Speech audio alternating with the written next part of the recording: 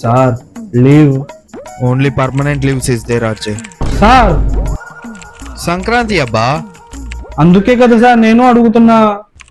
అందుకే కావచ్చు, కానీ మన కంపెనీలో ఫెస్టివల్స్ కి లీవ్ ఉన్నా నేను ఇవ్వను.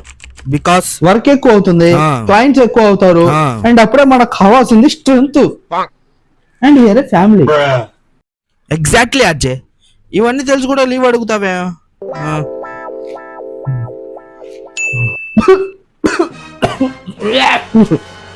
సార్ సిక్ లీవ్ కన్నా దొరుకుతుందా సార్?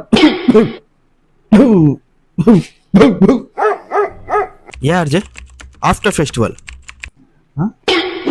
అదేంటి అప్పటి వరకు అనారోగ్యాన్ని వీడి పెళ్ళాం దగ్గర పంపించాలా?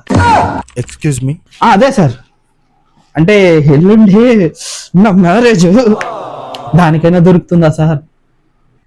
ఓ అవునా, ఒక పని చెయ్యి, మార్నింగ్ పోయి పెళ్లి చేసుకో, నైట్ వచ్చి నైట్ వర్క్ కంప్లీట్ చేసేయి. అదేంటి సార్, ఫస్ట్ నైట్ ఇక్కడ నీ పెళ్ళాన్ని అరేంజ్ చేస్తావా రా బోడిగా? RJ, what are you talking? What ఏంట్రా what? You crossing your limits. ఓ ఇప్పుడు వచ్చిందరా లిమిట్. ఓవర్ టైం చేయించుకున్నప్పుడు లేదు, ఓవర్ డేట్ సాలరీ పడినప్పుడు లేదు. ఇది నీకు లిమిట్ క్రాస్ చేసినట్టుందా? RJ, calm down, relax relax. ఎన్ని రోజులు లీవ్ కావాలన్నావు? అక్కర్లేదు, ఇందాకేదో ఆఫర్ ఇచ్చావా దానికే కానీ.